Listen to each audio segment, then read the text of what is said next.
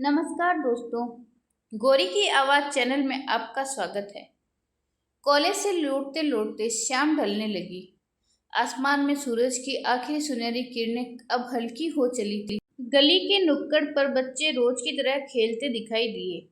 वही शोर, वही मासूम हंसी, वही धूल से सनी सड़क, सब कुछ वैसा ही था जैसे हर दिन होता है।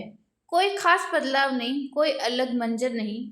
फिर मैं थकी हुई घर के दरवाजे के अंदर दाखिल हुई तो सबसे पहले जो आवाज कानों में पड़ी वह थी सिलाई मशीन की खटर पटर। वही जानी पहचानी सी आवाज जो अब मेरी जिंदगी का हिस्सा बन चुकी थी। इतना कि उसका होना भी अब एक आदत सी लगती थी। मैं बिना कुछ बोले सीधे अंदर आ गई, बैग को धीरे धीरे सोफे पर रखा और दबे पांव उस कमरे की ओर बढ़ी जहां मम्मी हमेशा मिलती थी, अपने ही छोटे से सिलाई के संसार में डूबी हुई। आज भी वही मंजर था। मम्मी फर्श पर चटाई बिछाकर बैठी हुई थी। सामने कुछ कपड़े रखे हुए थे। उनके सर पर हमेशा की तरह दुपट्टा ढका हुआ था और दोनों हाथ पूरी लगन के साथ सिलाई के हैंडल पर चल रहे थे। उनके बगल में धागों का एक डिब्बा रखा हुआ था। उसमें कई रंगों के धागे थे, जैसे हर रंग अपने आप में कहानी कह रहा हो। मैं धीमे धीमे उनके पीछे जाकर झुकी और दोनों हाथों से उनका गाल जकड़ लिया, जैसे बचपन में करती थी। वह थोड़ी सी चौंकी, फिर तुरंत मुस्कुरा दी। उनकी वही मुस्कान जो हर दर्द को छुपा लेती है, हर थकान को भूल जाती है। मम्मी, हर वक्त यही कपड़े, यही मशीन? मैंने उनके गाल को हल्के से चूमते हुए पूछा।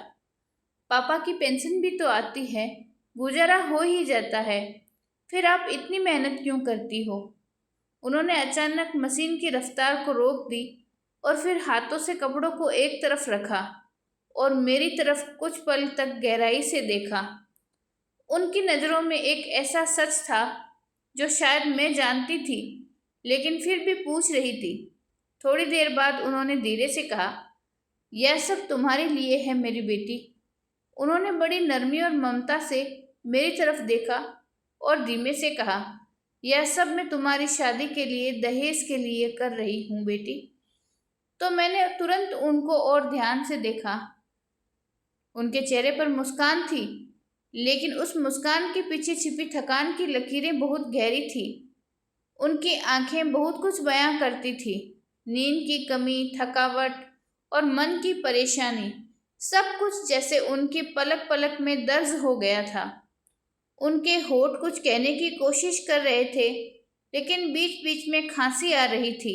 वही पुरानी खांसी जो उनके शरीर का हिस्सा बन गई थी। हर बार की तरह मैंने फिर वही कहा जो दिल से निकलता था, मम्मी, छोड़ दो ना अब यह सब, आप आराम कीजिए, आपकी तबीयत ठीक नहीं है। मैंने उनका हाथ पकड़कर धीमे से उनकी हथेलियों को अपनी गोद में रखा। उन्होंने कहा, और वैसे भी अब तक अब तक काफी पैसे जमा हो गए होंगे। 25 लाख तो हो ही गए होंगे बैंक में। यह सुनते ही मुझे खुद ही हैरानी हुई, क्योंकि मम्मी ने कभी सामने बैठकर यह बात नहीं कही थी। उनके चेहरे पर हल्की सी झिझक और फिर हल्की मुस्कान उभरी, मगर बात सुनकर जैसे उनके अंदर कोई खामोश सपना बोल उठा। इतने अकेले, यह सब कैसे? मैंने पूछा, जैसे मेरी सांस ही थम गई हो। उन्होंने इस पर सर झुका लिया। कुछ देर तक चुप रही, फिर कहा, थोड़ा थोड़ा करके जोड़ा है। यह मेरे सालों की मेहनत है, किसी को नहीं बताया, बस तुम्हारे लिए है।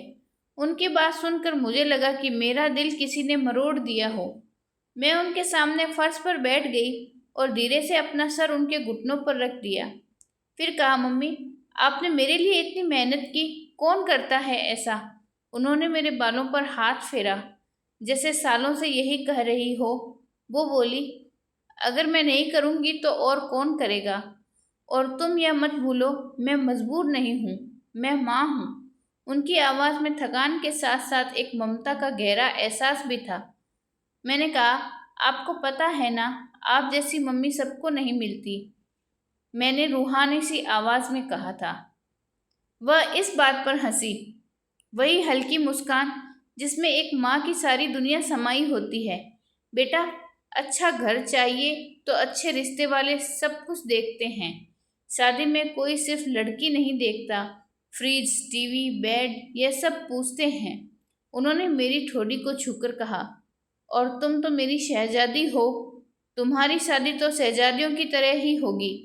मैंने मम्मी की आंखों में एक अलग ही चमक देखी, जैसे वह किसी ऐसे सपने को सच होते हुए देख रही हो जो मेरे लिए अभी भी बहुत दूर था, पर उनके लिए वो सपना जिसे आज की हकीकत बन चुका था। मैं चुपचाप उनके पास जाकर उनकी गोद में सर रखकर लेट गई। उन्होंने मेरी जुल्फें सहलानी शुरू की। उस एहसास में न जाने क्या था। वह एहसास किसी लोरी से ज्यादा मीठा और सिलाई मशीन की आवाज से कहीं ज्यादा सुकून देने वाला था। मैंने आंखें बंद करते हुए धीमे से पूछा, मम्मी, अगर कुछ भी अच्छा नहीं हुआ तो? उन्होंने बिना रुके बालों में हाथ फेरते हुए कहा, सब कुछ अच्छा ही होगा। जो मैंने सोचा है वह पूरा होकर रहेगा। इतने में उनकी वही पुरानी खांसी फिर से उठी। वह उस जगह से उठी और पानी पीने चली गई। मैं जल्दी से उनके लिए गिलास भरकर लाई और पकड़ाया। डॉक्टर के पास क्यों नहीं चली जाती मम्मी? मैंने परेशान होकर पूछा। वह हल्के से मुस्कुरा दी। अरे नहीं, यह पुरानी खांसी है, ठीक हो जाएगी। उन्होंने कुछ नहीं कहा, लेकिन मैं उन्हें बस देखती रही। उनकी पतली सी अंगुलियां, कपड़ों पर ढीला सा सलवार कुर्ता, हाथों में सिलाई मशीन के पड़े निशान और आंखों में बस एक ही सपना, मेरी खुशी का सपना, जिसे वह पूरा करना चाहती थी। अगले दिन सब कुछ रोज जैसा ही था। मैं कॉलेज गई, क्लासेस ली और फिर शाम को घर लौटी। लेकिन इस बार घर आते ही कुछ अलग सा महसूस हुआ। मम्मी सिलाई मशीन के पास में नहीं थी, बल्कि किचन में बैठी हुई थी और एक कप चाय हाथ में था। जैसे ही उन्होंने मुझे देखा, उनके चेहरे पर एक अलग ही सुकून और खुशी की झलक दिखाई दी। मैं उनके पास जाकर बैठ गई और मुस्कुराते हुए पूछा, आज तो मम्मी बहुत खुश लग रही हो। उन्होंने चाय का कप मेज पर रखा और मेरी तरफ देखा और धीरे से कहा, आज रिश्ते वाले आए थे। लड़के वालों ने तुम्हारी तस्वीर देखी है। यह सुनकर मैं हैरानी में पड़ गई। आपने मेरी तस्वीर कब दी थी? आपने तो कभी बताया ही नहीं। इस पर वह हल्के से मुस्कुराई। बेटा, कभी कभी कुछ काम खुद भी करने पड़ते हैं। मैंने तुम्हें नहीं बताया, लेकिन कुछ दिन पहले रिश्ते वालों को तुम्हारी तस्वीर दे दी थी। उसने कल शाम को लड़के वालों को तुम्हारी तस्वीर दिखाई। मम्मी ने कहा। मैं थोड़ा ध्यान से सुनने लगी और झट से पूछ बैठी, कैसे लोग हैं वह और क्या करता है लड़का? मम्मी मुस्कुराई और बोली, लड़का एक प्राइवेट कंपनी में इंजीनियर है, अच्छी नौकरी है और घर भी उसका अपना है। बस अब वह कल आकर तुम्हें देखना चाहते हैं। मैं थोड़ा चौंकी और शायद नाराज भी हो गई। मम्मी, आपने मुझे बताया ही नहीं। मैंने हल्की सी नाराजगी से कहा। तो बोली, अगर बता देती तो तुम परेशान हो जाती। मैं चाहती थी कि सब कुछ खामोशी से हो, बिना किसी दबाव के। फिर मैं चुप हो गई। मेरे पास शब्द नहीं थे, लेकिन अंदर कहीं एक कोना ऐसा भी था जहां एक उम्मीद हल्के से करवट ले रही थी और सब कुछ अचानक तेजी से घट रहा हो। अगली सुबह मम्मी ने नाश्ते के वक्त मुझसे कहा, बेटा, आज कॉलेज से जल्दी आ जाना। कल जिनके लिए तस्वीर दी थी उनका फ़ोन आया था। वह आज शाम को घर आना चाहते हैं। मैंने उन्हें आने की इजाज़त दे दी है। उनकी बात पर मैंने धीरे से सिर हिला दिया, पर दिल की धड़कन जैसे थोड़ी तेज हो गई थी। कॉलेज से घर लौटते वक्त मेरे कदम रोज के मामूल से कुछ तेज थे। मन में हल्की सी बेचैनी थी, न जाने क्यों, पर एक अनजाना डर दिल के किसी कोने में गिरने लगा था। और जब मैं घर पहुंची तो देखा दरवाज़ा खुला हुआ था। मैं सीधे अंदर गई। मम्मी बरामदे में बैठी हुई थी। उनके हाथ में मोबाइल था, पर चेहरा रोज से ज़्यादा थका हुआ लग रहा था। मैं फौरन से उनके पास जाकर बैठ गई और पूछा, क्या हुआ? सब ठीक है ना मम्मी? उन्होंने फीकी सी मुस्कान दी और कहा, हाँ बेटा, बस थोड़ी थकान है। तुम्हारे लिए सब कुछ अच्छा करना चाहती हूँ, इसलिए थोड़ा ज़्यादा काम हो गया। उन्होंने मेरी तरफ देखा और मैं तुरंत बोली, आप आराम कीजिए, मैं चाय बना देती हूँ। पर उन्होंने मना कर दिया, नहीं, मैं खुद बना लूँगी। यह कहकर उठने की कोशिश की, लेकिन जैसे ही खड़ी हुई उनका बैलेंस बिगड़ गया। मैं फौरन लपकी और उन्हें पकड़ लिया। वह मेरे बाजू का सहारा लेकर रुक गई। मैंने घबरा कर कहा, मम्मी अब बस कीजिए, आराम कीजिए। फिर एक पल ऐसा आया जब मम्मी की आंखें धीरे धीरे बंद होने लगी। चेहरा बिल्कुल पीला और सूखा पड़ गया था। मम्मी क्या हुआ? मैं घबरा गई। मैंने उन्हें बाजू से पकड़कर सहारा दिया। उन्होंने कुछ बोलने की कोशिश की, लेकिन आवाज़ गले में ही अटक गई। फिर अचानक वो मेरी बाहों में ही ढेर हो गई। मम्मी मम्मी आंखें खोलिए। मेरी आवाज़ कांप रही थी। दिल जैसे हलक में ही अटक गया था। फिर मैंने पास पड़ा मोबाइल उठाया और कांपते हाथों से एम्बुलेंस को कॉल किया। मैं बिल्कुल होश में नहीं थी। मन में सिर्फ एक ही ख्याल था कि बस मम्मी को कुछ नहीं होना चाहिए। मैं उन्हें सीने से लगाए तेजी से बाहर की ओर भागी। एम्बुलेंस आई, उन्हें स्ट्रेचर पर लिटाया गया और मैं उनके सर को अपनी गोदी में रखे पूरे रास्ते यही कहती रही कि मम्मी आपको कुछ नहीं होगा, आप बहुत मजबूत हैं, आप मेरी मम्मी हैं। पर अंदर एक डर बैठ गया था। दिल रो रहा था लेकिन जुबान बस तसल्ली दे रही थी। फिर हम अस्पताल पहुंचे। मैं बिल्कुल बदहवास थी। कुछ देर बाद एक डॉक्टर बाहर आया। उसने बहुत धीरे से कहा, हम माफ़ी चाहते हैं, आपकी मम्मी अब इस दुनिया में नहीं रही, उन्हें हार्ट अटैक आया था। यह शब्द जैसे मेरे कानों में पड़े, लेकिन समझ कुछ नहीं आया। सब सुन्न हो गया और मैं वहीं पास की कुर्सी पर बैठ गई। बिल्कुल खाली अस्पताल की सफ़ेद रोशनी अब आंखों में चुभने लगी थी। कमरा, डॉक्टर, नर्स, सब कुछ जैसे एक धुन में बदल गए थे। सांस चल रही थी, लेकिन जैसे जिद रुक गई हो। मुझे सिर्फ इतना याद है कि मम्मी का हाथ मेरी उंगलियों में था, हाथ ठंडा और मजबूत एहसास। मैं बस उनकी आंखों को देखती रही, बंद आंखें जिनमें वह सारे सपने थे, मेरी शादी के, मेरे फ्यूचर के, मेरी खुशियों के। वह सारे सपने जो उन्होंने देखे थे, बस अब उनकी पलकों के पीछे ही कैद होकर रह गए थे। वह रिश्ते वाले कभी नहीं आए, न वह शाम आई, न वह दिन लौटे। बस रह गई थी तो एक गहरी खामोशी और मम्मी की यादें। फिर जब मम्मी को घर लाया गया तो मोहल्ले की औरतें आकर बैठ गई।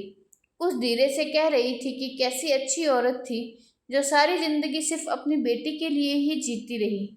मैं कुछ नहीं बोली, बस एक खामोश बेटी बनी बैठी रही। मेरी आंखों में आंसू तक नहीं थे। शायद सदमा भी इतना गहरा था कि आंसू भी कहीं छुप गए थे। बस एक खालीपन था, जैसे किसी ने मेरी जमीन मेरे पैरों तले खींच ली हो। सब कुछ वैसा ही था, कमरे, दीवारें, सामान, पर फिर भी सब कुछ जैसे बदल गया।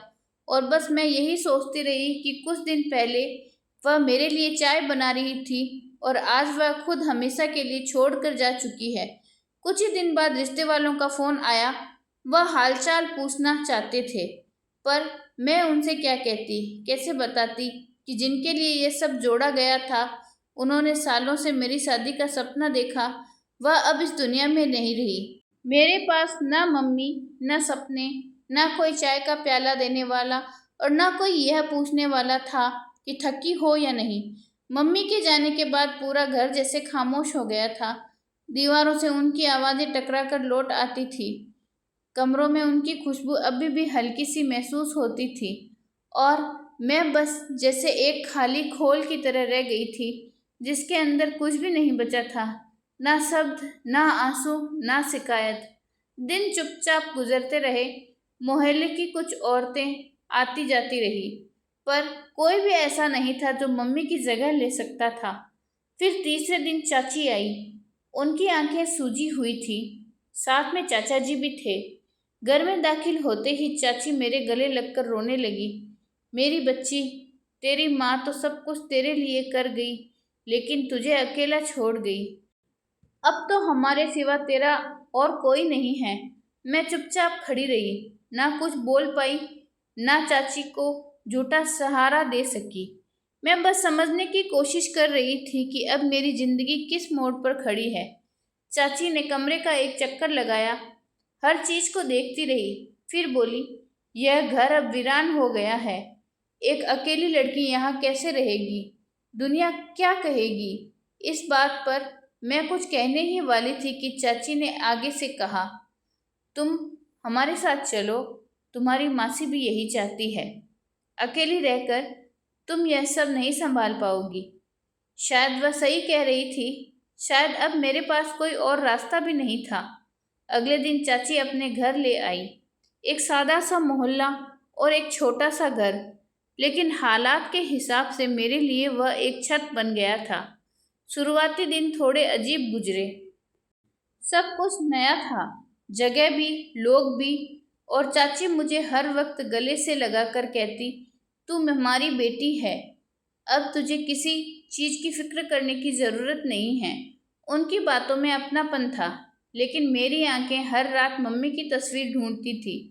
रात को सोने से पहले मैं उनके फोटो के सामने बैठती और धीमे धीमे बोलती, मम्मी मुझे समझ में नहीं आ रहा कि आगे क्या होगा, पर मैं खुद को संभालने की पूरी कोशिश कर रही हूँ। ऐसे ही एक शाम की बात है। खाना हो चुका था। चाची बर्तन समेट रही थी और मैं किचन में उनकी मदद कर रही थी। अचानक से उन्होंने मुझसे पूछा, बेटा तुम्हारी माँ कुछ पैसे वगैरह छोड़ गई है क्या? मैंने धीरे से जवाब दिया, हाँ चाची, मम्मी ने बताया था कि करीब 25 लाख बैंक में जमा हैं। वह पैसे उन्होंने मेरी शादी के लिए जोड़े थे। तभी चाची के हाथ से बर्तन वहीं रुक गए। उन्होंने गहरी सांस ली और फिर मेरी ओर देखकर बोली, इतनी बड़ी रकम, तुम्हें पता है यह रकम तो किसी की पूरी जिंदगी की कमाई होती है। मैंने हल्के से सर हिलाया कि जी चाची, मम्मी बहुत मेहनत करती थी। वह चाहती थी कि मेरी शादी अच्छे घर में हो, बिल्कुल सपनों की तरह। कुछ पल वह चुप रही, फिर बोली, कल बैंक चलते हैं, उन पैसों का बंदोबस्त कर लेते हैं ताकि वक्त पर काम आए। अब तुम्हें रिश्तों के लिए भी तो तैयारी करनी होगी। इस बात पर मेरे दिल में हल्का सा खटका हुआ, लेकिन मैंने उसे नज़रअंदाज कर दिया। सोचा, यह मेरी बड़ी है, दुनियादारी मुझसे ज़्यादा जानती है और मुझे उन पर भरोसा तो करना ही चाहिए। फिर अगले ही दिन हम बैंक गए। मेरे पास मम्मी की पासबुक और उनका पहचान पत्र था। बैंक की सारी फॉर्मेलिटीज पूरी कर ली गई और आखिरकार सारी रकम निकाल दी गई। बैंक मैनेजर ने मुझसे कहा, अब आपके नाम पर खाता खुलवा देते हैं, पैसे वहीं डाल देंगे। मैं इस चीज़ के लिए तैयार थी, लेकिन तभी चाची ने मेरा हाथ पकड़ लिया और बोली, नहीं नहीं, यह सब मेरे अकाउंट में डाल दो, हम घर जाकर सब संभाल लेंगे। इस पर मैं थोड़ी देर हिचकिचाई, पर कुछ बोल ना सकी। उन्होंने मजबूत आवाज में कहा, देखो अब तुम अकेली हो, अगर तुम्हारे साथ कुछ हो गया तो यह पैसे कहाँ जाएंगे? मैं तुम्हारी बड़ी हूँ और तुम्हें मुझ पर भरोसा करना चाहिए। उसके बाद मैंने चाची के कहने पर सारे पैसे उनके अकाउंट में जमा करवा दिए। जब बैंक में फॉर्म पर साइन कर रही थी तो एक दिल में बेचैनी सी हो रही थी, जैसे कुछ गलत कर रही हूँ या कुछ हाथ से फिसल रहा हो। लेकिन मैंने उस लम्हे खुद को संभाला। मन में यही कहा, जो मेरे चाचा पापा के भाई हैं वो मेरे साथ कुछ गलत नहीं करेंगे। घर लौटकर चाची ने बड़े सलीके से चाय बनाई, मुझे सामने बिठाया और बोली, अब हम तुम्हारी शादी की पूरी तैयारी करेंगे। तुम्हारी मम्मी की आखिरी ख्वाहिश थी कि तुम्हें अच्छे घर में विदा करें। मैंने हल्की सी मुस्कान के साथ उनकी बात का शुक्रिया किया, लेकिन दिल अभी भी तसल्ली से खाली था। चाची की आवाज़ में अब वह पहले जैसा अपनापन नहीं था, अब कुछ बदला बदला सा लग रहा था, जैसे उनका व्यवहार अब ज़्यादा कड़क सा हो गया हो। 2 हफ्ते गुजर चुके थे। चाची के घर में मेरी मौजूदगी अब रोज़मर्रा का हिस्सा बन गई थी। सुबह नाश्ता बनाना, दोपहर तक उनके कामों में हाथ बटाना, शाम को चुपचाप अपने कमरे में बैठ जाना, बस यही मेरा रोज़ का रूटीन बन गया। मेरा मन कई बार बेचैन हो उठता, लेकिन हालात ने मुझे खामोशी में जकड़ लिया था। एक शाम की बात है, हम सब खाना खा चुके थे। चाची ने चाय बनाई थी और हम कमरे में बैठे थे।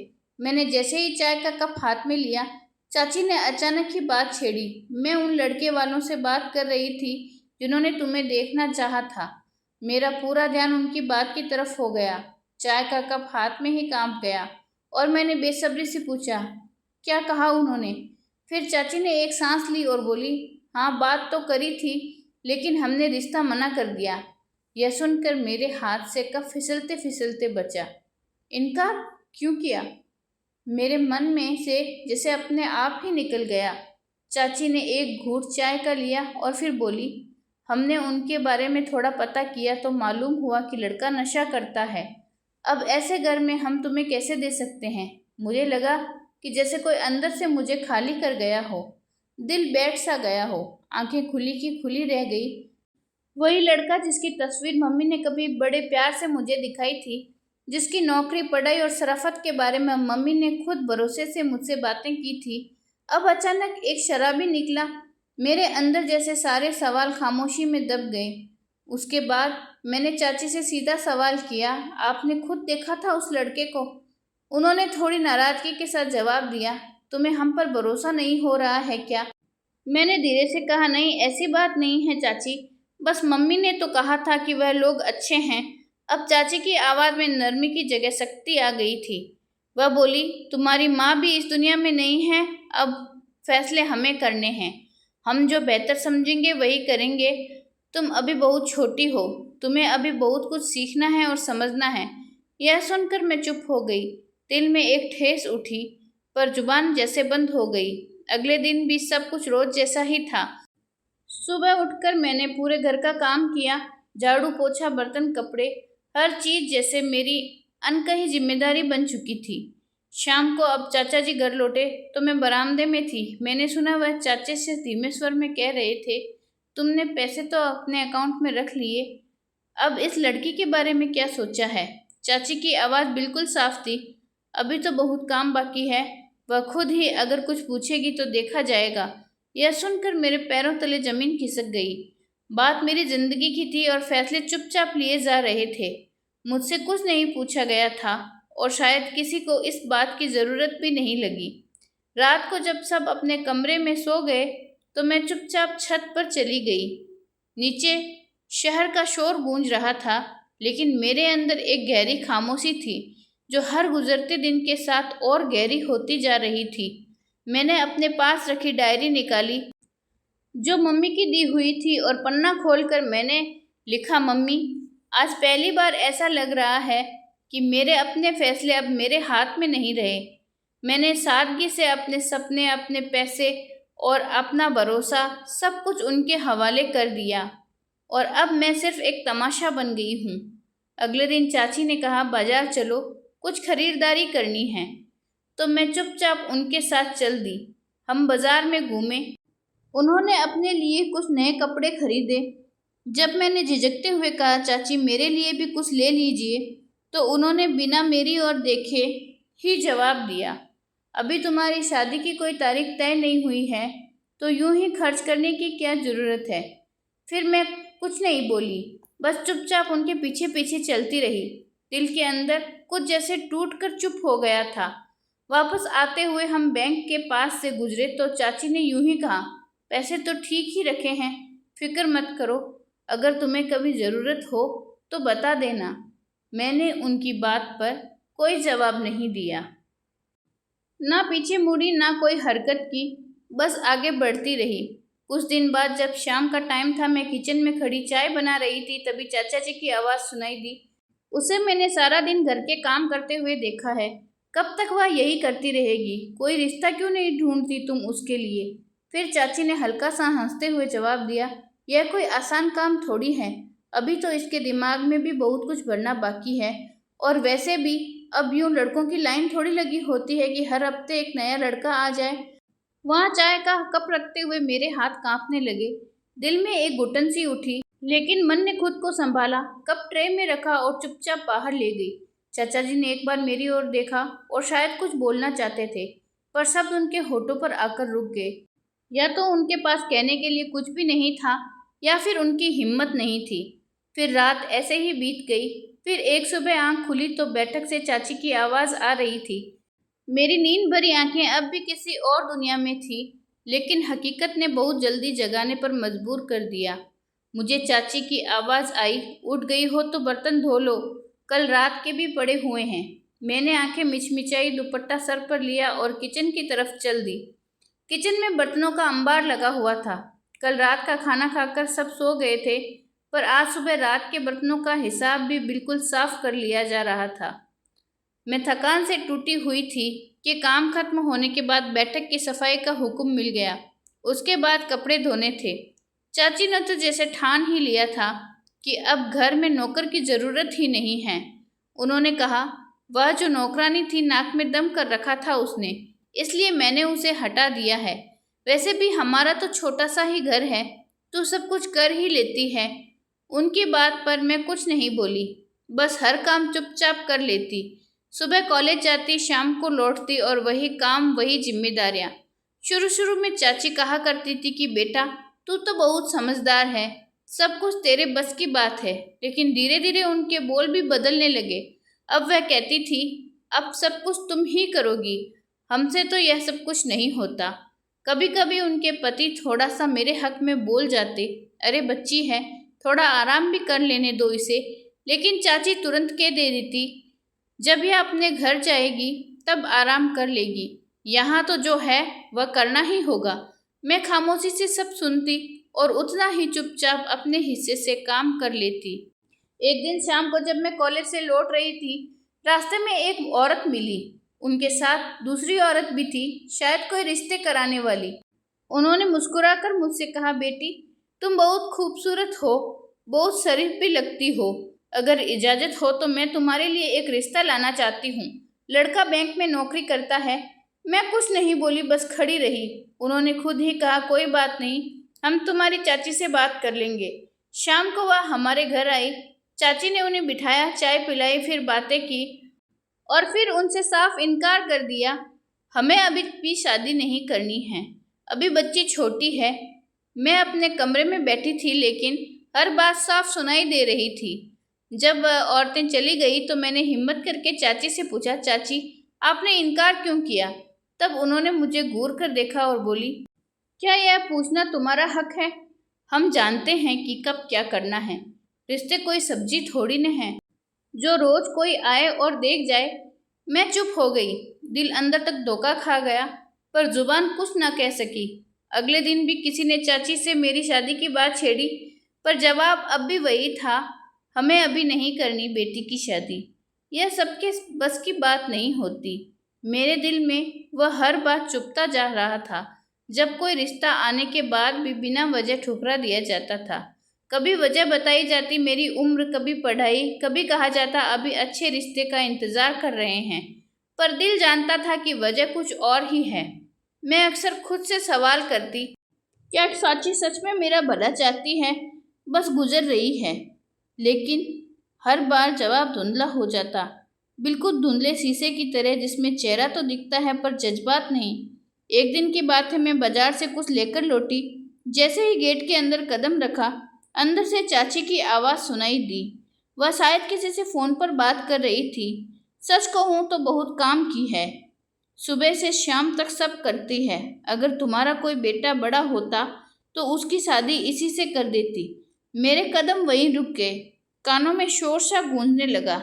मैं अंदर आई, फिर धीरे से नमस्ते कहा, सामान रखा और फिर खामोशी से बाहर आ गई। मेरी वही खूबसूरती जो कभी मम्मी की आंखों में चमक थी, अब जैसे एक बोझ बन गई थी। लोग आते, मुझे देखते, बात करते और चाची हर बार उन्हें मना कर देती। कुछ तो बार बार आते, हर बार उम्मीद लेकर, लेकिन जवाब वही होता, अभी शादी नहीं करनी है। अब चाचा जी की खामोशी भी कचोटने लगी थी। वह कुछ कहते नहीं थे, पर उनकी नज़रें जैसे कुछ कहना चाहती थी। शायद वह सब समझते थे, पर जुबान साथ नहीं देती, या फिर सच कहने की हिम्मत नहीं होती थी। टाइम ऐसे ही बीतता गया और एक दिन दिल के अंदर जैसे कोई हलचल सी उठी।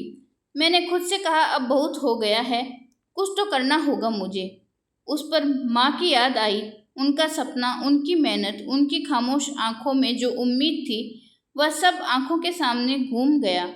हर बार जब शीशे में खुद को देखती तो लगता जैसे वक्त रुक नहीं रहा है, बस उम्र और रफ्तार से आगे बढ़ रही है। हर महीने के साथ हर रिश्ते की कीमत बढ़ती जा रही थी। हर दिन जैसे एक और मौका चुपचाप खिसक रहा था। ऐसे ही एक शाम की बात है, मैं बैठक में कपड़े सुखा रही थी। काम खत्म करने के बाद चाची के पास आकर बैठ गई। वह तकिए का सहारा लेकर पंखा झेल रही थी। कमरे में खामोशी थी। थोड़ी देर के बाद मैंने धीरे से कहा, चाची मेरा बीए पूरा हो गया है। उन्होंने बिना खास अंदाज से सर हिलाया और बोली, अच्छी बात है, ऊपर वाला तुम्हें और आगे बढ़ाए। मैंने चाची की ओर देखा और धीरे से अपनी बात आगे बढ़ाई। चाची, मैं चाहती हूँ कि अब मेरी शादी की बात हो। कई रिश्ते आए थे लेकिन हर बात वहीं की वहीं रुक जाती है। मेरी बात सुनते ही उनके चेहरे का रंग बदल गया, जैसे उन्होंने कोई नापसंद बात सुन ली हो। वह बोली, कैसी बेशर्म हो तुम, अपने ही मुंह से कह रही हो कि मेरी शादी कर दो। जमाना कितना बदल गया है, आजकल की लड़कियां खुद अपने रिश्ते मांगने लगी हैं। मैं बेचैन रह गई, दिल की धड़कन जैसे एक पल को रुक गई हो। मैं कुछ कहना चाहती थी पर उनकी आवाज और भी सख्त हो गई। फिर बोली, हमारे वक्त में तो लड़कियां आंख उठाकर भी कुछ नहीं कहती थी, और तुम तो पढ़ी लिखी हो, लेकिन इसका मतलब यह तो नहीं कि तुम्हारी जुबान भी चलने लगे। मैंने धीरे से सर झुका लिया, मेरी आंखों में नमी उतर आई। कुछ लम्हों की चुप्पी के बाद मैंने फिर से हिम्मत की, गले में जैसे कांटा अटका था। फिर भी बोल पड़ी, चाची, मेरी मम्मी ने मेरे लिए पैसे जमा किए थे। वह काफ़ी रकम थी जिससे मेरी शादी मुमकिन है। अगर आप थोड़ी कोशिश करें तो सब हो सकता है। मेरी बात सुनते ही चाची की आंखों में एक अजीब सी चमक आ गई, लेकिन होठों पर अब भी सख्ती जमी हुई थी। कुछ पल तो मुझे घूरती रही, फिर बोली, कौन से पैसे, कहाँ हैं पैसे? मेरे पास तो कुछ भी नहीं है। मैं सुन रह गई। जिस बात को सुनकर मैंने अब तक खुद को संभाला हुआ था, जिस उम्मीद से अब तक मैं चुप रही थी, वही आज मेरे सामने झूठ बनकर खड़ी थी और मेरे कानों में गूंज रही थी। चाची की सख्त आवाज दिल के अंदर जैसे टूटती जा रही थी। मम्मी की मेहनत, उनका सपना और मेरी हिम्मत। मैंने कहा, वही 25 लाख चाची जो आपके अकाउंट में बैंक में डलवाए थे। लेकिन मेरी बात बीच में ही रोक दी गई। उन्होंने कहा, यहाँ तुम 3 साल से खा रही हो, पहन रही हो, पढ़ रही हो, क्या वह सब जमीन से उगाया था? वही पैसे थे, अब खत्म हो गए। मैं उन्हें बेयकीनी से देखती रही। 25 लाख खत्म, मैंने धीरे से दोहराया। पर चाची का व्यवहार अब और तीखा हो गया। वो बोली, क्या समझा था तुमने? 3 साल की रोटियां, तुम्हारे कपड़े, कॉलेज की फीस, इलाज, दवा, सब कुछ मुफ्त में मिल रहा था। तुम्हारे पापा का घर जो है वह भी देखा है हमने, उसमें भी हमारा हिस्सा था। उस वक्त मुझे ऐसा लगा जैसे किसी ने मेरे सीने पर पत्थर रख दिया हो। मैं कुछ कहना चाहती थी पर गला सूख गया, आवाज जैसे खो गई। मैं जानती थी कि पैसे खत्म नहीं हुए हैं, अभी भी बैंक में होंगे, क्योंकि खर्च ऐसा नहीं था। इतनी बड़ी रकम इतने टाइम में पूरी कैसे खत्म हो सकती है? लेकिन बात अब पैसों की नहीं थी, बात थी भरोसे की, जो चुपचाप मेरे पैरों तले से खिसक गया। उस रात अपने कमरे में गई और मम्मी की पुरानी चादर निकाली, जो उन्होंने बड़े जतन से रखी थी मेरे दहेज के लिए। उस चादर में जैसे सपने तय किए हुए थे। माँ की आंखों की चमक, उनकी उम्मीदें, उनकी ममता, सब उसी कपड़े में लिपटी हुई थी। मैंने चादर गोद में रखी और चुपचाप बैठ गई। बाहर से आवाजें आ रही थी कि यह लड़की बहुत तेज हो गई है, आजकल जुबान ज्यादा चलने लगी है। चाची शायद अपने पति से बात कर रही थी। अब उनकी आवाज में वह मिठास नहीं थी जो शुरू में हुआ करती थी। वह कह रही थी कि उसे लगता है कि हमने उसके पैसे डकार लिए हैं। वह शायद भूल गई है कि हमने उसे अपने सर पर रखा है। पर चाचा जी कुछ कहना चाहते थे, शायद कुछ बोले भी हों, शायद चुपचाप उनकी बातें निकल गई हों। अगली सुबह मामूल के काम चलते रहे। मैं भी उसी तरफ किचन में बर्तन धो रही थी, जैसे कुछ हुआ ही ना हो। लेकिन अब मैं उनकी बातों को दिल से लगाना छोड़ चुकी थी। हाथ बर्तनों पे चल रहे थे पर दिमाग पल पल का हिसाब जोड़ रहा था। वह आखिर कौन सा दिन था जब मैंने उन पर भरोसा किया, और कौन सा दिन है जब मैं उसी भरोसे की कीमत चुका रही हूँ। आज दोपहर ही एक रिश्ता आया। इस बार वह लोग खुद चलकर आए थे। चाची के जान पहचान वाले ही थे। उन्होंने मुझे देखा और उनके चेहरे पर खुशी थी। बातों बातों में उन्होंने कहा, लड़की बहुत प्यारी है, संस्कार भी अच्छे लगते हैं। हम तो हाँ कर देते हैं। पर चाची का जवाब वही पुराना ही था, अभी हमारी मर्जी नहीं है। मैंने पहली बार अंदर ही अंदर खुद से सवाल किया, क्या सपना सिर्फ तब तक खूबसूरत होता है जब तक वह सपना रहता है? हकीकत बनते ही क्या उसका रंग भी फीका पड़ जाता है? शाम को मैं छत पर अकेली बैठी हुई थी। नीचे गली में बच्चों का हंसी और खेल की आवाजें गूंज रही थी। आसमान में धीरे धीरे बादल बह रहे थे और मैं मम्मी की वह बात याद कर रही थी, तेरी शादी तो शहजादियों की तरह होगी। मैंने आसमान की ओर देखा और एक धीमी सी आवाज में खुद से कहा, कहाँ हूँ मैं वो शहजादी? कहाँ है वह सपने? अब तो यह सपने भी मेरे लिए बोझ बन चुके हैं। और इन बोझों का वजन इतना ज़्यादा हो गया है कि अब मेरी कमर झुकने लगी है। मैं थक चुकी थी। मैंने उसी शाम अपने दिल में एक फैसला किया, अगर यह सब कुछ ऐसा ही चलता रहा तो मुझे अपना रास्ता निकालना होगा। यह खामोशी अब और बर्दाश्त नहीं होगी। सपने अगर बोझ बन जाए तो उन्हें पूरा करना ही पड़ता है या फिर हमेशा के लिए दबा देना पड़ता है। पिछले कुछ दिनों से मेरे ख्यालों में बस एक ही बात घूम रही थी, क्या वह सब सच था जो चाची ने कहा? क्या सच में 25 लाख खत्म हो गए? क्या मम्मी के सालों की मेहनत सिर्फ 3 सालों में मिट्टी हो गई? मेरे मन के अंदर यह सवाल लगातार एक के बाद एक उठा जा रहा था। उस सुबह जब मैं बर्तन धो रही थी, अचानक से ख्याल आया। मैं चुपचाप किचन से निकलकर उस कमरे में गई जहाँ मम्मी की पुरानी चीज़ें रखी थी। पुराने बैग से मैंने बैंक की रसीदें निकाली और उन्हें एक एक करके ध्यान से पढ़ने लगी। रकम, तारीख, सिग्नेचर, सब कुछ साफ और ठीक था। मेरे दिल में अब एक बात साफ होती जा रही थी कि सच मुझसे छुपाया जा रहा है, और अगर मैं अब भी खामोश रही तो मम्मी की वो आखिरी बचत व सपना सब कुछ मुझसे छीन जाएगा।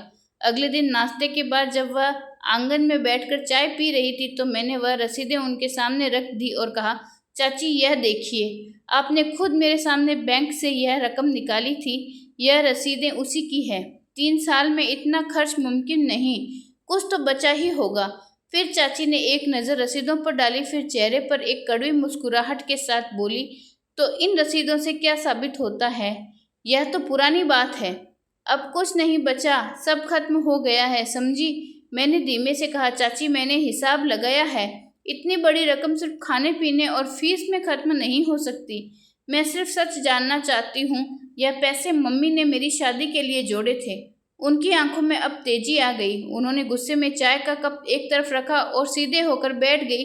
तो तुम्हारा मतलब है कि हम झूठ बोल रहे हैं? हमने तुझे छत दी, कपड़े दिए, खिलाया पिलाया, पढ़ाया, और अब तू हमसे हिसाब मांग रही है? मैंने बहुत शांत आवाज में कहा, मैं सिर्फ अपने हक की बात कर रही हूँ। अगर वह पैसे मेरे थे और अगर अब खत्म है तो फिर मुझे यहाँ क्यों रखा गया है? क्या सिर्फ काम करवाने के लिए? इतना सुनते ही चाची की आंखों में आग सी भड़क उठी। उन्होंने गुस्से से मेरी ओर कदम बढ़ाए और जोर से मेरे गाल पर थप्पड़ मार दिया। तुझ जैसी ही नमक हराम लड़कियां बड़ी होकर जुबान दराज बनती है।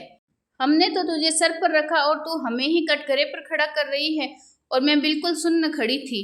गाल पर उनकी उंगलियों का निशान तप रहा था और दिल में माँ की परछाई और उनका सपना चटक कर टूट रहा था। मेरी आंखों के सामने जैसे धुंध सी छा गई, पर गाल पर थप्पड़ की तपिश और दिल में जलता हुआ धोखा। लेकिन मैं पीछे नहीं हटी। मैंने सीधे उनकी आंखों में देखा और कहा, आपने मुझे सर पर नहीं गुलाम बनाकर रखा है। माँ की अमानत को आपने हक की तरह खर्च कर दिया और अब मुझसे ही जवाब मांग रही हैं। चाची का चेहरा गुस्से से तमतमा उठा। उन्होंने एक और थप्पड़ मारा, पहले से भी ज्यादा जोर से। मेरी आंखों में अब आंसू चुपचाप बहने लगे, लेकिन जुबान अब भी खामोश नहीं हुई। ठीक उसी वक्त चाचा जी कमरे से बाहर आए और तेज आवाज में बोले, यह क्या तमाशा मचा रखा है? चाची ने झट से उनकी तरफ देखा और कहा, यह लड़की हम पर इल्जाम लगा रही है। जिसे हमने पाला पोसा, आज वही हमें कटघरे में खड़ा कर रही है। मैंने अपनी आंखों में अभी भी उम्मीद की नमी लिए चाचा जी की ओर देखा और कहा, आप भी तो सब कुछ जानते हैं, प्लीज एक बार सच बोलिए, क्या वह पैसे सच में खत्म हो गए? कुछ लम्हों तक वो चुपचाप मुझे देखते रहे, फिर रूखी आवाज में कहा, अब जो होना था वह हो चुका, अब और बात बढ़ाने से क्या फायदा? उस पल ऐसा लगा जैसे मेरे पैरों के नीचे से जमीन खिसक गई हो। वह भी जिसे मैंने आखिरी उम्मीद समझा था, उनके साथ खड़ा निकला और मैं चुपचाप अपने कमरे में लौट आई। दरवाज़ा बंद किया और बस फूट फूट कर रो पड़ी। रात भर मुझे बिल्कुल भी नींद नहीं आई। हर वो पल, हर वो लम्हा याद आता रहा जब मैंने सादगी से उन पर भरोसा किया था। जब मैंने बैंक की लाइन में खड़ी होकर अपने हाथों से माँ की जिंदगी की कमाई उनके अकाउंट में डलवा रही थी। जब उन्होंने मेरी माँ के सपनों का वास्ता देकर कहा था कि बेटी तुझे अच्छे घर में विदा करेंगे, और अब लगता है यह सब बातें झूठ थी।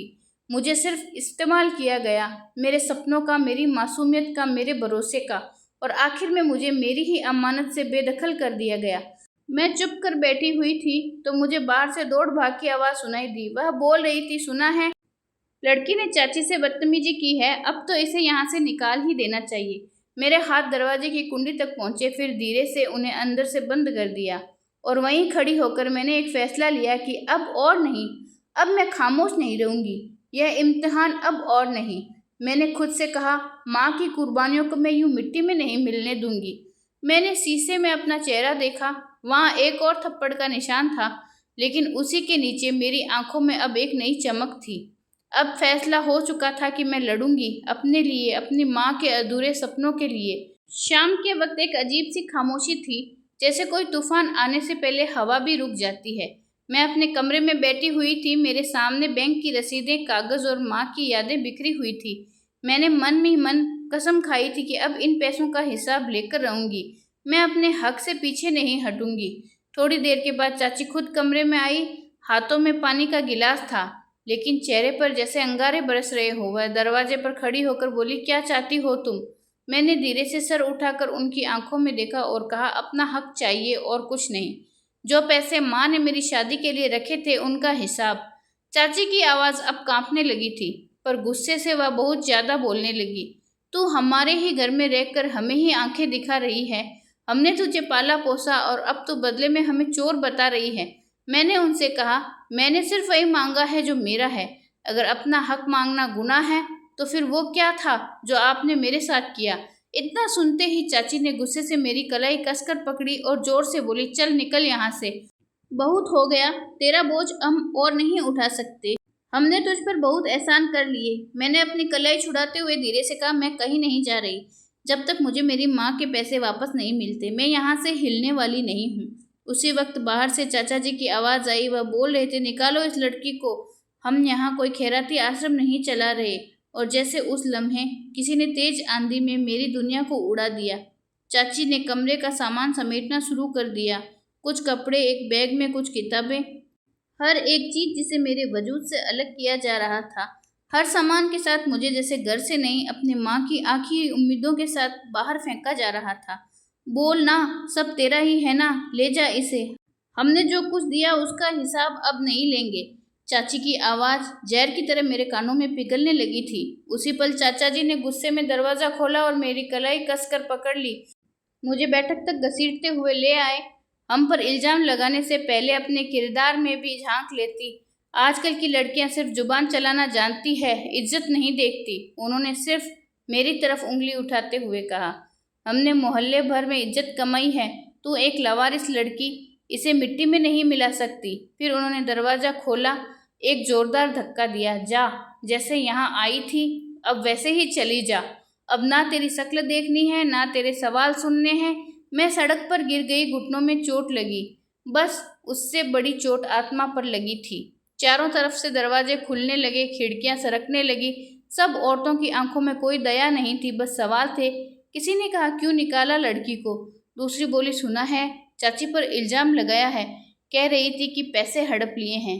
तीसरी ने कहा, हमें तो पहले ही शक था, इतनी सुंदर होकर भी हरदम चुपचाप रहती है, जरूर कुछ न कुछ गड़बड़ थी।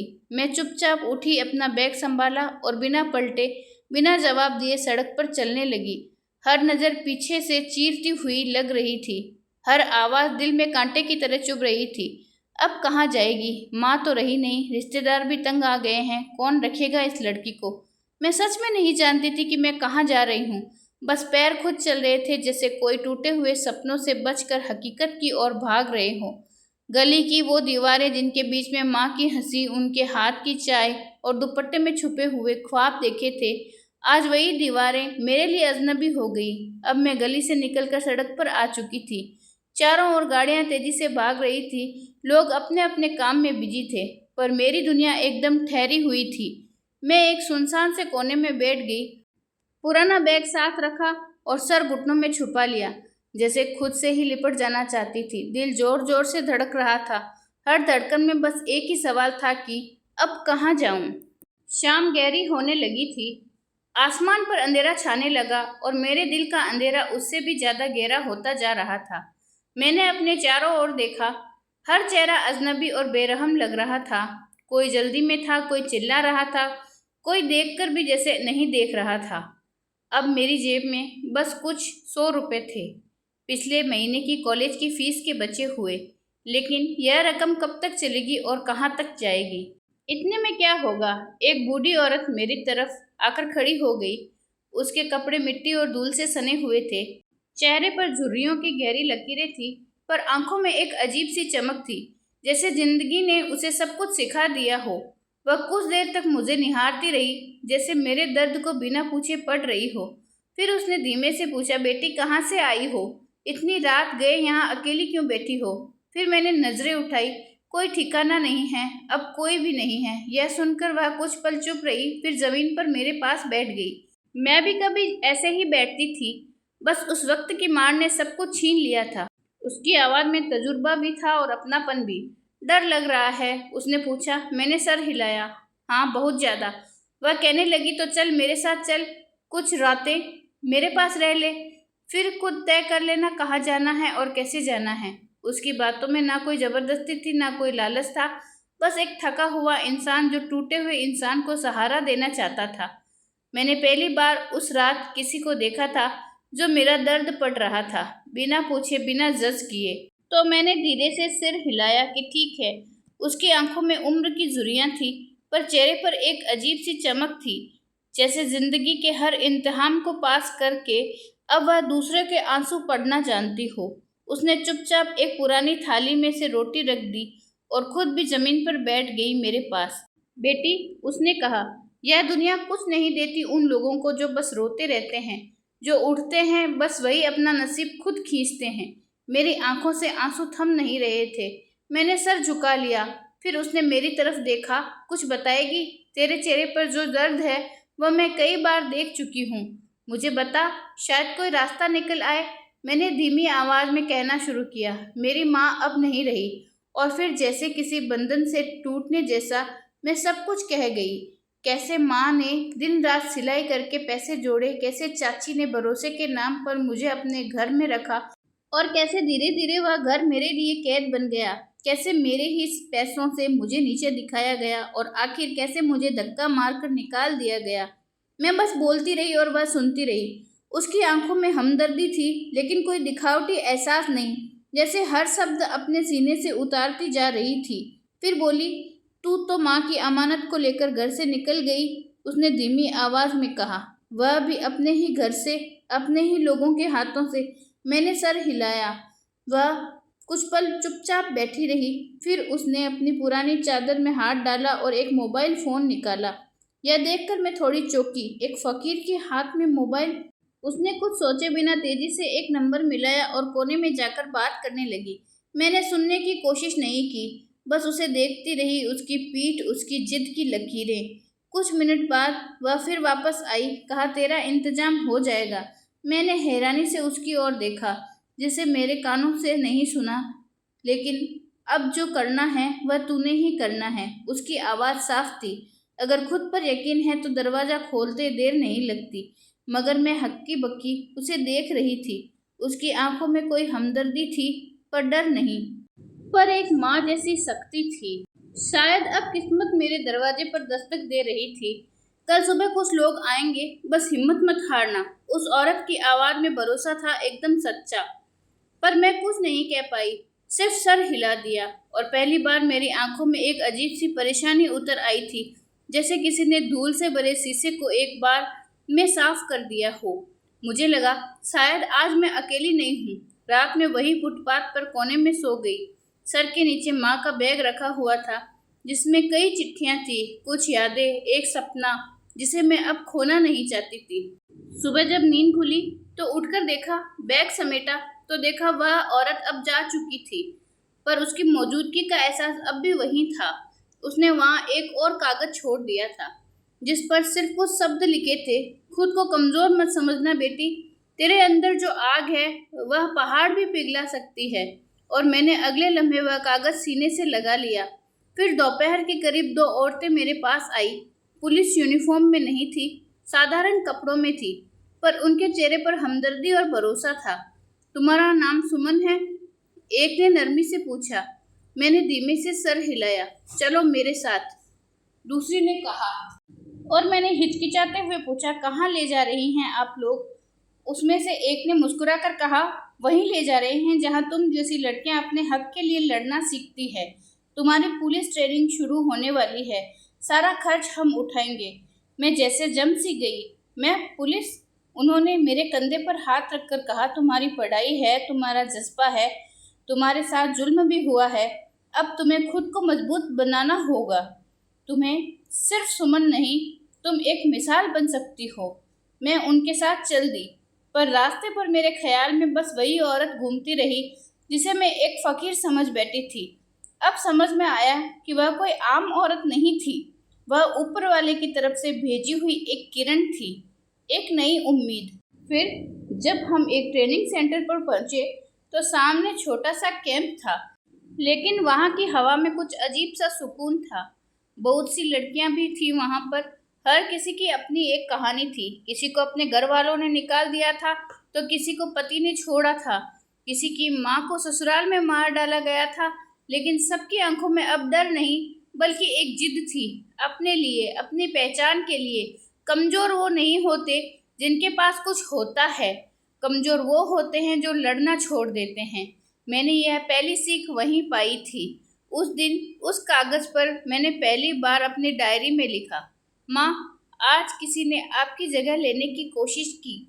एक अनजान औरत ने मेरे अंदर की वह रोशनी जगा दी है जो मैं खुद ही भुला चुकी हूँ। अगर मैं आज कुछ बन पा रही हूँ तो सिर्फ इसलिए नहीं कि मुझे मौका मिला, बल्कि इसलिए कि किसी ने मुझे फकीर नहीं इंसान समझा। और ट्रेनिंग अब शुरू हो गई थी। दिन बहुत लंबे थे, थकावट इतनी थी कि हर रात बिस्तर तक पहुंचने में जान निकलती थी, लेकिन दिल में सुकून था। अब मैं किसी की दया पर नहीं, अब मैं खुद अपनी बुनियाद रख रही थी। सुबह 4 बजे काले आसमान के नीचे लाइन में खड़े चेहरे और एक सख्त आवाज, यहाँ जज्बात लेकर मत आओ, यहाँ सिर्फ डिसिप्लिन, हिम्मत और बर्दाश्त काम आएगी। अगर यह सब नहीं है तो बाहर रास्ता खुला है। यह हमारी कोच थी, इंस्पेक्टर संध्या मिश्रा। उनकी आंखों में वही शक्ति थी जो किसी माँ की जैसी लगती थी, कड़वी जरूर, पर अंदर से पिघली हुई उम्मीद के लिए। मैं चुप रही, आंखें नीचे थी, पर दिल में वही पुराना चेहरा माँ का, माँ की चादर का, चाची की झूठी बातें, और वह 25 लाख। पहले दिन 2 मीटर की दौड़ थी। धूप, गर्मी, पसीना, धड़कनें सब जैसे टूट कर गिरने को तैयार हो गई। पास की एक लड़की भागते हुए गिर गई, उसकी सांसें उखड़ गई। मैं चाहती तो रुक सकती थी, लेकिन मेरे अंदर एक ही बात गूंज रही थी, माँ, मैं आपका सपना हूँ, अब पीछे नहीं हट सकती। मैंने अपनी दौड़ पूरी करी, ठोकर खाई, पैर भी छीले, लेकिन हार नहीं मानी। रातों को जब मुझे नींद नहीं आती तो बस आंसू बहते।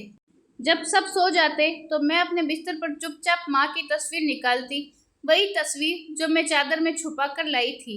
मैं धीमे से कहती, माँ, जो कुछ आपने मेरे लिए सोचा था, अब वह मैं अपने हाथों से पूरा करूँगी। हर रात नींद से ज़्यादा हौसले की ज़रूरत होती। नजरें जो सवाल करती थी, पर जवाब मेरी मेहनत देती थी। कुछ लड़कियां मुझे अजीब नज़रों से देखती थी। उनमें से कुछ को पता लग गया था कि मैं कहाँ से आई हूँ, कि मुझे घर से निकाल दिया गया है, कि मेरा कोई नहीं है। पर अब मुझे कोई फर्क नहीं पड़ता था। बस मैं एक मिशन पर थी, अपने हक के लिए, अपनी माँ की मेहनत को इंसाफ दिलाने के लिए। मैं अब भी उन सब से कुछ दूरी बनाकर रखती। कुछ की हंसी में जहर था तो कुछ की आंखों में सवाल, लेकिन मैंने किसी की तरफ पलट कर नहीं देखा। मैं सिर्फ अपने रास्ते पर थी। एक दिन असली इम्तिहान शुरू हुआ। रेतीला मैदान, धूप की आग और 2 घंटे की क्लोरिंग। ना किसी ने कुछ कहा, ना मैंने कुछ मांगा। बस एक आवाज मेरे अंदर गूंजती रही, माँ, यह लड़ाई सिर्फ मेरी नहीं। उसी शाम कैप्टन वरुण ने मेरे कंधे पर हाथ रखा और कहा, नाकाम वही होता है जो दर्द से डरता है, और जो दर्द से सीखता है वह हमेशा कामयाब होता है। तभी मैंने मन ही मन जवाब दिया, मेरा दर्द तो मेरी कमजोरी नहीं बल्कि मेरा हथियार है। ट्रेनिंग के एक दिन मुझे इंस्पेक्टर संध्या मिश्रा ने अपने ऑफिस में बुलाया। उनकी आंखों में भरोसा था। सुमन, उन्होंने कहा, तुम में कुछ तो है, कुछ तो ऐसा जो हर किसी में नहीं होता। मैंने सर नहीं झुकाया और धीरे से कहा, मेरी माँ ने एक सपना देखा था और मैं उसे पूरा करने आई हूँ। उन्होंने कुछ पल चुप रहकर सिर्फ इतना कहा, याद रखना, अब तुम्हारे पीछे जाने का कोई रास्ता नहीं, अब जो रास्ता है सिर्फ आगे का है, और अगर तुमने हार मानी तो सिर्फ खुद को नहीं, उन सबको मायूस करोगी जो तुम्हें देखकर जीने की हिम्मत करते हैं। उस रात मैंने अपनी डायरी में सिर्फ एक बात लिखी, अब मैं रुकूंगी नहीं। आखिरी हफ्ता, वो दौड़, वो बोझ, वो मंजिल। ट्रेनिंग के आखिरी हफ्ते में फिजिकल एंट्रेंस टेस्ट था। वजन उठाकर दौड़ना, रुकावटें पार करना और फिर टारगेट शूटिंग। हमारे ग्रुप की सबसे तेज लड़की मीनाक्षी थी। वह अक्सर हंसी मजाक करती रहती थी। एक दिन उसने मुझसे कहा, सुमन, तू तो बिल्कुल फिल्मी किरदार जैसी लगती है। तो मैं मुस्कुराई और बोली, अभी तो मेरी फिल्म की शुरुआत हुई है। वह फिर हंसी, और विलेन कौन है? मैंने बिना हंसे धीमे से कहा, वही जो अपनों का चोला ओढ़ कर सपनों को चुरा लेते हैं। थाने के कमरे में बैठकर मैंने एक बार फिर से वही पुरानी फाइल खोली। वही बैंक स्टेटमेंट, वही जमा की गई रसीदें, वही तारीखें और माँ के हाथ से लिखी चिट्ठी जिसमें उन्होंने बेटी के लिए शादी के 25 लाख की बचत का जिक्र किया था। मम्मी, आपने बस एक सपना देखा था, अब उसे हक बनाकर मैं दुनिया को दिखाऊंगी कि बेटी की चुप्पी को उसकी कमजोरी मत समझना। एफआईआर दर्ज हुई। मैंने फॉर्म निकाला। धोखाधड़ी, पैसे हड़पने के तहत केस लिखा गया। दोषी मेरे रिश्तेदार, चाची और चाचा। मैंने वह केस खुद के नाम पर दर्ज नहीं कराया, बल्कि उस हर लड़की के नाम पर दर्ज कराया जो अपनों के हाथों लूटी गई और फिर चुप रह गई। केस का नाम रखा ऑपरेशन अमानत। फिर तफ्तीश शुरू हुई। बैंक से रिकॉर्ड निकाला गया। चाची के अकाउंट में ट्रांसफर हुआ पैसा, 3 साल की मंथली डिटेल्स, जहां खर्च की गई जगह फिक्स्ड डिपॉजिट निकला और सच सामने आने लगा। बैंक अफसर ने बयान में कहा, पैसे कभी निकाले ही नहीं गए, सिर्फ एफडी में रखे गए हैं। यानी 3 साल की जो कहानी सुनाई गई थी वह सिर्फ झूठ का जाल थी। उस वक्त मोहल्ले में हड़कंप मच गया। वही मोहल्ला जहां एक दिन मुझे धक्के मारकर निकाला गया था, अब वहां वर्दी में सुमन यानी मैं खड़ी थी, वह भी कानून का आदेश लेकर। मैंने चाची का दरवाजा खटखटाया।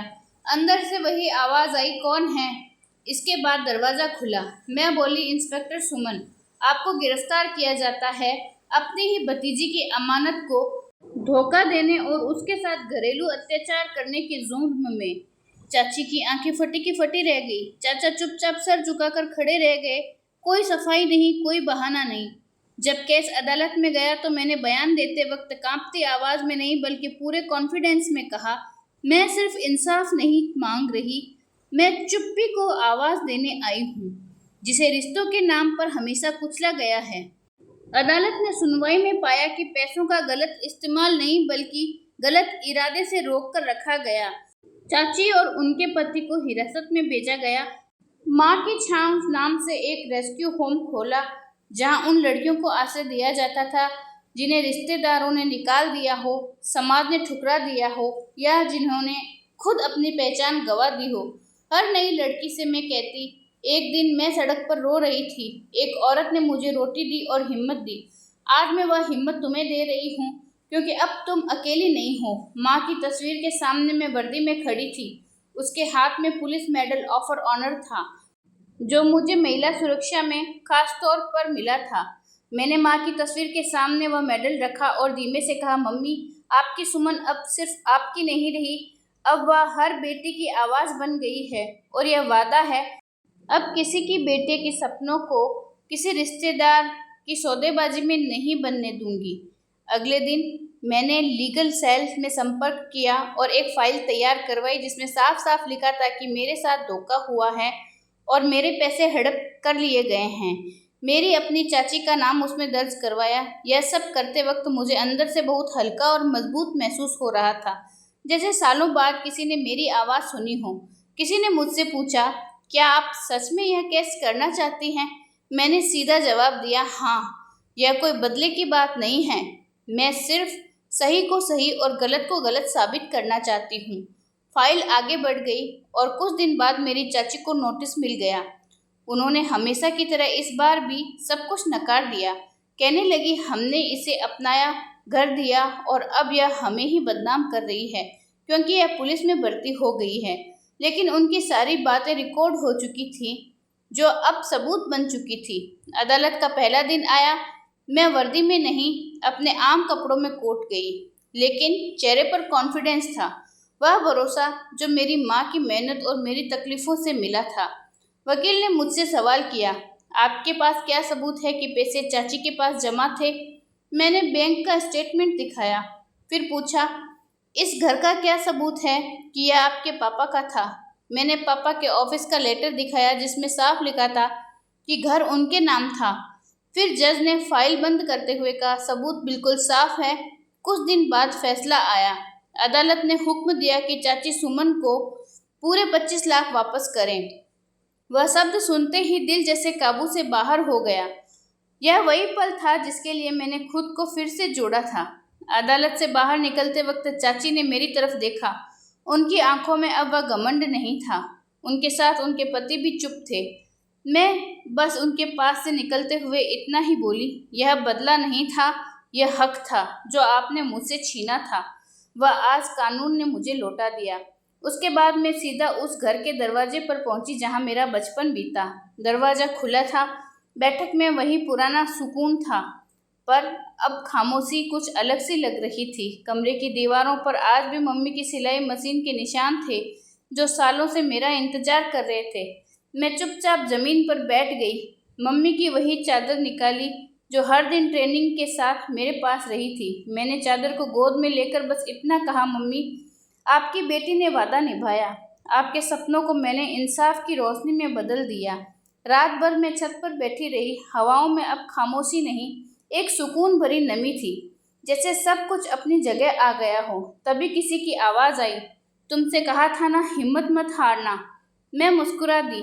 यह वही औरत थी जिसने मुझे एक जगह तक पहुंचाया था। मैं बोली, आपने जो किया मैं वह जिंदगी भर नहीं भूलूंगी। उसने मेरा हाथ पकड़ा और कहा, अब तुम दूसरों के लिए वह रोशनी बनो जो तुम्हें रास्ता दिखा गई थी। मैंने धीरे से सिर हिलाया। अब जो कुछ भी था वह मेरा था। अब जो मैं बन चुकी थी वह बहुत सी लड़कियों के लिए उम्मीद की रोशनी बनने वाला था। वह दिन थोड़ा गर्म था, लेकिन मेरे चेहरे पर एक अलग सुकून था। थाने में मेरी ड्यूटी सुबह 7 बजे से शुरू हुई। वर्दी पर सजा बैज अब मेरी पहचान बन चुका था। ऑफिस के लोग इज्जत से मुझे नमस्ते मैडम कहते थे और अपने मसले मुझसे बिना झिझक बताने लगते थे। मैं जानती थी कि जो भी फैसले मैंने लिए हैं, जो माँ के नाम पर किए हैं, अब मेरी इज्जत बन गए हैं।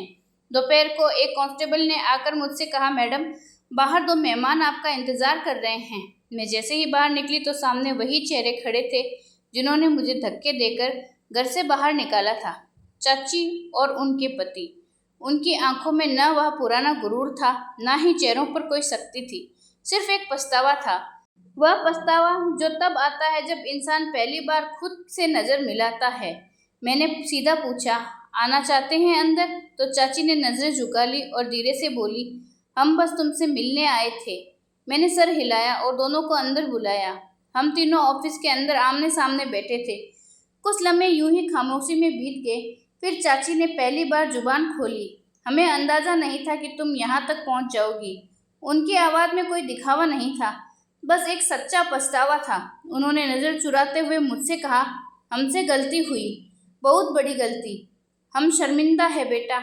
मैंने चुपचाप उनकी सारी बातें सुनी, फिर नरमी से कहा, वक्त के साथ इंसान बदल जाता है, लेकिन कुछ फैसले ज़िंदगी की बुनियाद बन जाते हैं। आपने जो किया वह मेरी बुनियाद था, इसलिए मैं अब कोई शिकायत नहीं करती। चाची ने पूछा, अब तुम खुश हो? मैं पहली बार मुस्कुरा दी, कहा हाँ, और सुकून से भरी हूँ। जब वह दोनों जाने लगी तो मैंने इतना ही कहा, शायद ऊपर वाले ने आपको मेरी ज़िंदगी में एक वजह से ही भेजा था और मैंने वह वजह पहचान ली। अगले सप्ताह मेरी एक केस की सुनवाई थी। अदालत से वापसी के रास्ते में गाड़ी में मेरे साथ एक अफसर बैठे थे। उन्होंने सामने एक अफसर की ओर इशारा करते हुए कहा, इंस्पेक्टर, यह सुमन है, हमारी सबसे मेहनती और बेहतरीन अफसरों में से एक। उनके पास बैठे विनय नाम के अफसर ने मुस्कुराकर कहा, नमस्ते मैडम। मैंने भी हल्की मुस्कान के साथ सर हिलाकर जवाब दिया। वह मुलाकात मामूली थी, लेकिन कई बार जिंदगी में ऐसे छोटे पल बड़े बदलाव की शुरुआत बन जाते हैं। कुछ दिन बीते, फिर महीने। काम के दौरान हम कई बार एक ही केस में एक ही जगह पर साथ रहे। विनय कम बोलने वाले थे, लेकिन जब भी कुछ कहते उनके शब्दों में एक गहराई होती, एक दिन एक इंस्पेक्टर मजाक में बोली, सुमन और विनय एक ही टीम में बहुत अच्छे लगते हो तुम दोनों। और मैं मुस्कुरा दी। हम दोनों वैसे भी ज्यादा बोलने वालों में से नहीं थे, शायद इसलिए धीरे धीरे एक रिश्ता बनता गया। विनय ने अपनी जिंदगी की कहानियां मुझे बताई और मैं भी अपने बीते लम्हे उनसे बांटने लगी। फिर एक दिन उन्होंने सीधे दिल से कहा, तुम जैसी लड़की जो जमीन से उठकर आसमान तक पहुंची हो, अगर तुम साथ हो तो जिंदगी के हर मोड़ आसान लगने लगते हैं। मैंने कोई जवाब नहीं दिया, बस माँ की तस्वीर को देखा और मन ही मन पूछा, मम्मी क्या आप यही चाहती थी? जवाब दिल से आया, जो तुम्हें इज्जत से देखे वही तुम्हारे लायक है। मुझे भी विनय पसंद आए थे। मैंने उनका प्रपोजल एक्सेप्ट कर लिया। कुछ महीनों बाद हमारी शादी हो गई। ना कोई दिखावा, ना भारी भरकम रस्में, ना ही कीमती गहने। बस दो इंसान जिन्होंने एक दूसरे की सच्चाई को जाना और एक दूसरे के साथ बराबरी का रिश्ता शुरू किया। शादी के दिन हम दोनों वर्दी में थे, साथ खड़े हुए, बिल्कुल वैसे जैसे दो साथी अफसर, जिनके बीच अब सिर्फ काम नहीं, एक भरोसे का रिश्ता भी जुड़ चुका था। शादी के बाद एक शाम मैं घर की छत पर गई। आसमान एकदम साफ था, जैसे मेरे मन का आसमान हो। मेरे पास अब भी माँ की दी हुई वही चादर थी। मैंने उसे ओढ़ लिया और आसमान की तरफ देखा। फिर धीरे से कहा, मम्मी मैंने आपका सपना पूरा किया है। किसी के सहारे नहीं, अपने कदमों पर चलकर उस जगह तक पहुंची हूँ जहाँ आप मुझे देखना चाहती थी। कुछ दिनों बाद मैंने वह घर पूरी तरह से अपना कर लिया, जहाँ कभी मेरा बचपन बीता था। दीवारों पर नए रंग करवाए, लेकिन माँ की सिलाई मशीन को वैसे ही कोने में रखा जैसे वह हमेशा रखा करती थी। वह सिर्फ एक मशीन नहीं थी, वह मेरी माँ की याद थी, उनकी मेहनत और अब मेरी पहचान का हिस्सा भी। हर सुबह जब मैं वर्दी पहनकर ड्यूटी पर निकलती तो एक ही बात दिल में चलती कि यह नौकरी सिर्फ नौकरी नहीं, यह मेरी माँ के लिए लड़ी हुई जंग का हथियार है। अब मैं हर उस लड़की के लिए खड़ी थी जिसे कभी किसी ने लावारिस कहा, जिसका सपना किसी ने छीना, या जिसे उसे अपने ही लोगों ने ठुकरा दिया।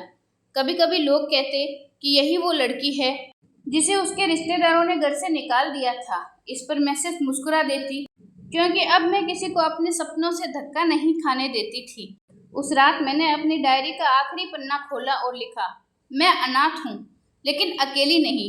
ऊपर वाला मेरे साथ है और मेरी माँ की प्रार्थनाएं हर कदम पर मेरे सर पर है। कहानी शायद यहीं खत्म हो, लेकिन सपने की ताबीर अब मिल ही चुकी थी। अब हर सुबह मैं अपनी कलम से एक नई कहानी लिख रही थी। यह कहानी मुझे यही सिखा रही थी कि अगर इरादे साफ हो, कॉन्फिडेंस जिंदा हो और माँ की प्रार्थनाएं साथ हो, तो कोई भी ताकत एक कमजोर लड़की को एक मजबूत औरत बनने से नहीं रोक सकती। अब भी यह कहानी वही है, जहाँ मैं अपनी वर्दी पहनकर हर सुबह निकलती, माँ की चादर को देखकर मुस्कुराती और अपनी ड्यूटी को सिर्फ एक नौकरी नहीं, एक मकसद मानकर निभाती। लेकिन जिंदगी वहाँ नहीं रुकती ना। हर इंसान की तरह मेरी जिंदगी में भी और कई मोड़ आने वाले थे। मैं थाने गई और वहाँ एक केस आया, एक कमसिन लड़की का, जो बुरी हालत में किसी के घर से भागकर आई थी। उसके चेहरे पर वही खामोशी थी जो कभी मेरी आंखों में हुआ करती थी। जब वह लड़की कांपती हुई अपने साथ हुए जुल्म को बताती तो सिर्फ दिल एक पल के लिए कांप जाता। मुझे भी अपने पुराने दिन याद आ गए, वही दर्द, वही खामोशी, वही घुटती हुई सांसें। लेकिन अब फर्क यह था कि सामने बैठी लड़की अकेली नहीं थी, अब मैं उसके सामने थी, एक पुलिस ऑफिसर के रूप में। फिर मैं उस लड़की को अपनी गवाही की तरह देखती थी और उसी वक्त फैसला करा कि अब मैं एक नहीं, 1000 लड़कियों की आवाज़ बनूंगी। मैंने उस लड़की को अपने पास एक आश्रम में रखवाया जहाँ ऐसी कई लड़कियां पहले से रह रही थी, और वहाँ मुझे वही औरत फिर से मिली जिसे कभी मैं फकीर समझ बैठी थी। इस बार वह औरत मुझे देखकर मुस्कुराई और कहने लगी, अब तो तू समझ ही गई होगी क्यों उस दिन मैंने तुझे उठाया था, और बेटी अब तेरी बारी है किसी और को उठाने की। इसके बाद मैंने और विनय ने मिलकर उस औरत के मिशन को पूरा करना शुरू किया। पुलिस ट्रेनिंग सेंटर के अलावा मैं खुद लड़कियों को सेल्फ डिफेंस सिखाने लग जाती। अब मेरे लिए इंसाफ एक कागजी काम नहीं, एक जिंदा आग थी जो हर दिन कुछ बदलने के लिए मुझे मजबूर करती थी। विनय और मेरे बीच की शादी भी अब और गहरी होती जा रही थी। एक दूसरे की थकान, मजबूरी और फर्ज को समझते हुए हम एक दूसरे के साए में खुश रहते। विनय मुझे कभी कभी चाय बनाकर लाकर देता तो मैं मुस्कुरा कर कहती, अरे इंस्पेक्टर साहब, अब बर्तन भी धोगे क्या? और वह कहता, जब तुम्हारे साथ जिंदगी बितानी है तो यह काम में हिस्सेदारी क्यों नहीं दे सकते? शाम को जब मैं अपनी चादर ओढ़ कर छत पर बैठती तो अब उस आसमान से डर नहीं लगता था। मैं जानती थी कि अब मैं अकेली नहीं, अब मेरी पीठ पर माँ की प्रार्थना भी है, वर्दी का भरोसा भी और उन लड़कियों की आंखों की उम्मीद भी। मित्रों, पता नहीं लोगों की नज़र हमेशा दूसरों के धन पर क्यों रहती है, जबकि यह परम सत्य है कि दूसरों के साथ छल करने वाले लोग कभी खुश नहीं रहते, फिर भी उन्हें क्यों समझ नहीं आती। दोस्तों, उम्मीद करती हूँ आपको हमारी कहानी पसंद आई होगी। कहानी पसंद आई हो तो वीडियो को लाइक करें, चैनल पर नए हो तो हमारे चैनल गोरी की आवाज़ को सब्सक्राइब करें और बेल आइकन पर क्लिक करें ताकि अपडेट सबसे पहले आपको मिले। बहुत बहुत धन्यवाद।